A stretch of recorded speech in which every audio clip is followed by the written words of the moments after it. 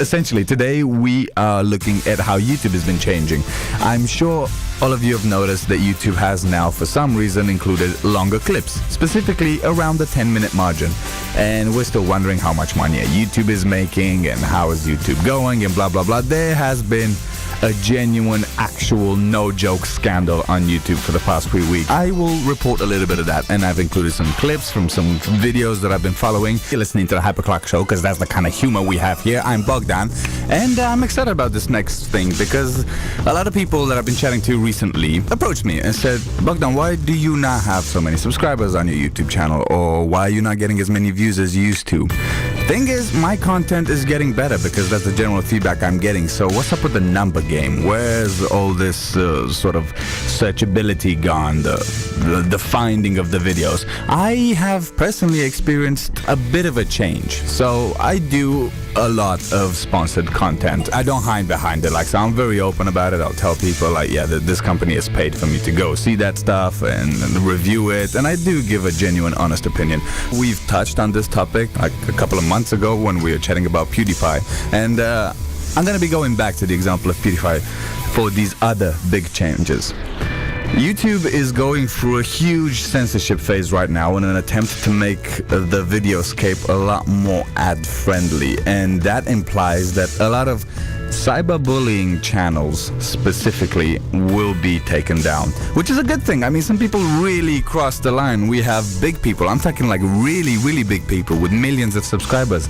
People like LeafyIsHere, who is probably the actual boss of what they call cyberbullying. He crosses the line, although he has some very good points. He plays with satire and he takes it to a whole other limit when he rants about things or rants about other stuff.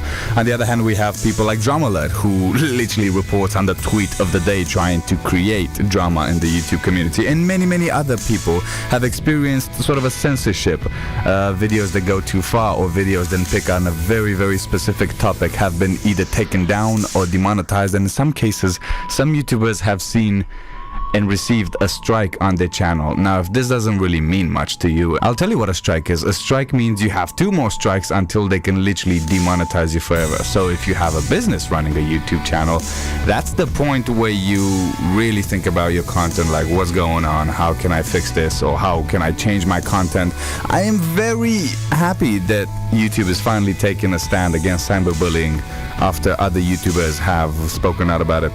But I think it's affecting content creators in very different ways. So there are 2 things I want to talk to you about today. One is this censorship thing, and I have a clip ready here from Leafy himself. Let's play that. Never thought I'd be making this video, but here we are, right? But guys, as much as I love YouTube, in a nutshell, YouTube has been making some crazy drastic decisions recently. YouTube police here, I don't think this video is gonna happen.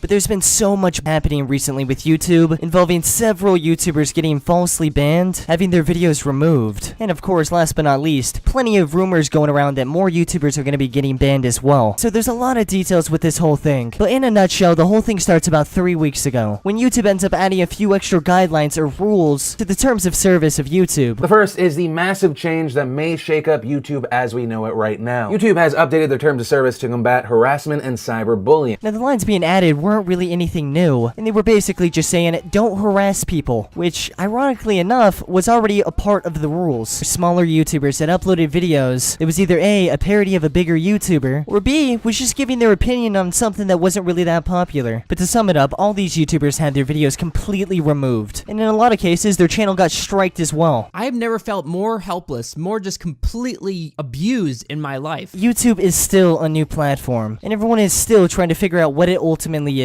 Big portion of YouTube is people trying to be funny and people making comedy videos, you know, people making jokes. YouTube really is the closest thing there is to a huge ass stadium filled with people where literally every single person in the entire stadium gets a chance to go up on stage, the closest thing to TV without actually being on TV, and in some cases actually bigger than TV. I finished that clip with the point that in some cases YouTube is bigger than TV, because I feel, and this is a general opinion in the YouTube community, YouTube is actually trying to imitate TV. It's actually trying to create a very friendly advertising space. In this case, the second the advertiser said, you know what, I don't want my car commercial or my beauty product to be placed on some guy that they call quotation marks cyberbullies, which can often just be the case of, I don't like this guy, ha ha ha, let's make a joke about him, but there's no real individual management on YouTube. And how can they be? They're like literally 500 hours of content are uploaded literally every minute. This is an actual fact. I'm not joking. That is how big it is. I don't know where they store this footage,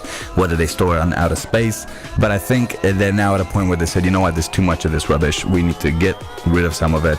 And they've introduced this ad-friendly scape where all of the bad videos are being either taken down or striked or demonetized. And they've introduced a new thing in an attempt to look and act more like TV. Longer form content. And I have a clip from PewDiePie who explains what that actually is. Wow, this YouTube vlog is really informative. It teaches YouTubers how to get better. How come there's nothing about watch time? What do you mean watch time, PewDiePie?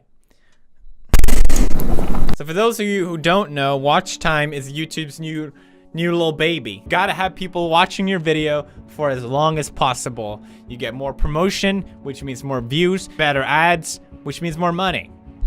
Watch time is the bomb. If you want to make it on YouTube these days, just make long ass videos. Watch time, that'll get you promotion. It'll make you a bomb ass YouTuber and you can buy your next Lambo. You're welcome for the tips. Why did YouTube not say this on their YouTube vlog? There's literally nothing about this. I found out this last week, YouTube. What the hell? My channel has been dying for the longest time. Why did no one tell me this? You know I would do anything, YouTube. Why did no one tell me this? Videos longer than 10 minutes used to be banned from YouTube, all right? I remember when that was a thing. You had to unlock special features just to be allowed to do that. I assume this was added as a way to combat all the clickbait. YouTube, stop trying to be TV. That's like Super Mario trying to be Luigi. That's like Pokemon trying to be Digimon. YouTube, stop trying to be TV. So there you have it. YouTube, stop trying to be TV. This actually obviously comes from people who have devoted their whole life and their whole career is built around YouTube. And there's a lot more to it. If they take a financial hit from YouTube advertising itself, trust me, that is the least profitable method of making money on YouTube. I'm not gonna get into this. It's a really complicated algorithm that I personally don't understand, or anyone at Google understands, I believe, because they literally change it every other week. True story. Someone that works there told me this. Going for longer form content, let's say 10-minute clips, is in some cases boring, and you'll find that people are actually just like talking for the sake of it. Or some gamer literally left in the middle of playing a game because he needed to use the loo. And that was it, just 5 minutes of nothing going on in the video. So from what was once a platform to give people the possibility to speak, to send a message, to develop their online persona, to create genuine content for fans online, is now turning into this genuine, out in the open, no shame, no hiding, money-making machine.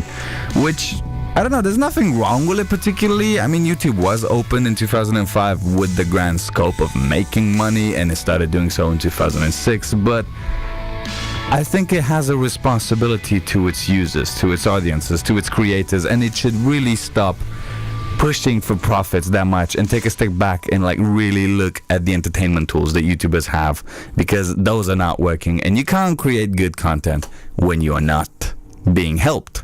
Anyway, I've ranted on long enough. Let's play some tunes. Home, Black Foxes, and we'll be right back. Will the passengers with e-passports please go to the e-passport queue because it's shorter?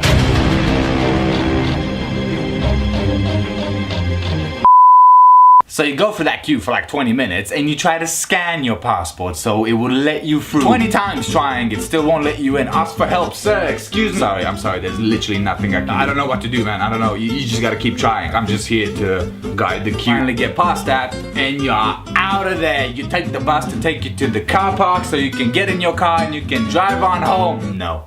Bus stop 1 and bus stop 2, 3, 4, 5 and jumps all the way to bus stop 23.